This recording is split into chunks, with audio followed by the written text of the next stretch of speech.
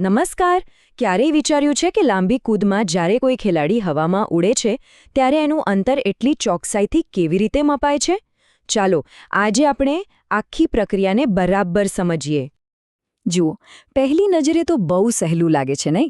બસ દોડ્યા, કૂદ્યા અને માપી લીધું. પણ ના, આની પાછળ એકદમ ચોક્કસ પદ્ધતિ છે, જેથી દરેક સેન્ટીમીટરનો હિસાબ રહે અને કોઈને અન્યાય ન થાય. તો આ બધું સમજવા માટે આપણે શરૂઆત કરવી પડશે છેક પાયાથી, એટલે કે રમતના મેદાનથી. એક જોરદાર કૂદકા માટે સૌથી જરૂરી છે સ્પીડ, અને એ ગતિ મેળવવા માટે ખેલાડીઓને ઓછામાં ઓછો 40 મીટર લાંબો રનઅપ ટ્રેક મળે છે. અને આ ટ્રેકની પહોળાઈ પણ નક્કી હોય છે, 1.22 મીટર, જેથી ખેલાડીનું ધ્યાન ભટકે નહીં અને એ સીધા ટેક ઓફ બોર્ડ તરફ દોડી શકે. અને જ્યાં લેન્ડ કરવાનું છે એ રેતીનો ખાડો ઓછામાં ઓછો 9 મીટર લાંબો હોય છે. કેમ? કારણ કે ખેલાડી સુરક્ષિત રીતે લેન્ડ કરી શકે. તો કહેવાનો મતલબ એ છે કે રનઅપની લંબાઈથી લઈને રેતીના ખાડાની ઊંડાઈ સુધી બધું જ આંતરરાષ્ટ્રીય માપદંડો પ્રમાણે નક્કી થયેલું હોય છે. આનાથી જ તો રમત નિષ્પક્ષ બને છે. ચાલો હવે આવીએ રમતના સૌથી મહત્વના અને નિર્ણાયક ભાગ પર, ટેક ઓફ. અહીં જ આખી રમત બને છે અથવા બગડે છે. આ છે એક ટેક ઓફ બોર્ડ, જમીન સાથે જ લગાડેલું એક 20 સેન્ટીમીટર પહોળું પાટિયું. અને આ જ છે લક્ષ્મણ રેખા. ખેલાડીએ આની ધારની પાછળથી જ કૂદકો મારવો પડે. પણ સવાલ એ છે કે અધિકારીઓને કેવી રીતે ખબર પડે કે ફાઉલ થયો છે કે નહીં? એના માટે એક મસ્ત યુક્તિ છે. બોર્ડની ધાર પર પ્લાસ્ટિસિન એટલે કે એક ખાસ પ્રકારની ચીકણી માટીની પટ્ટી લગાવેલી હોય છે.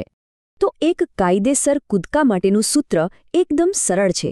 પૂરી સ્પીડમાં દોડો, બોર્ડની ધારની પાછળથી કૂદો અને ભૂલથી પણ ધારની આગળ પગ ન મૂકો. જો ખેલાડીના બૂટનો કોઈ પણ ભાગ, ભલેને એક દોરા જેટલો જ કેમ ન હોય, એ ધારને પાર કરી જાય તો બસ એ કૂદકો ફાઉલ ગણાય. પછી ભલેને એણે વર્લ્ડ રેકોર્ડ જેટલો લાંબો કૂદકો કેમ ન માર્યો હોય. ચાલો માની લઈએ કે કૂદકો એકદમ પરફેક્ટ હતો, ફાઉલ પણ નથી થયો.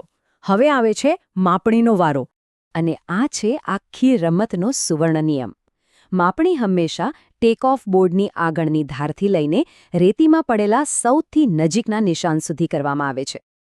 હવે આ નિશાન એટલે શું? નિશાન એટલે શરીરનો કોઈ પણ ભાગ જે રેતીને અડે. પગ હોય, હાથ હોય કે પછી શરીરનો બીજો કોઈ પણ ભાગ.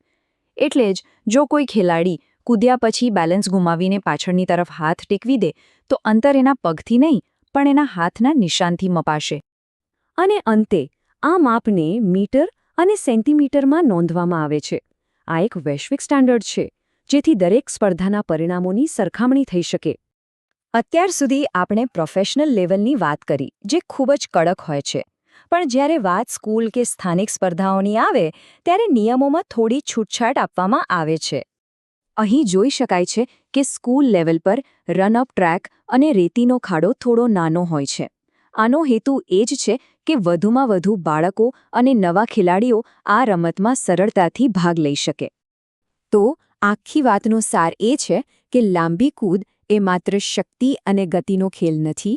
એમાં ચોકસાઈ, નિયમોનું પાલન અને ટેકનિકનું પણ એટલું જ મહત્વ છે.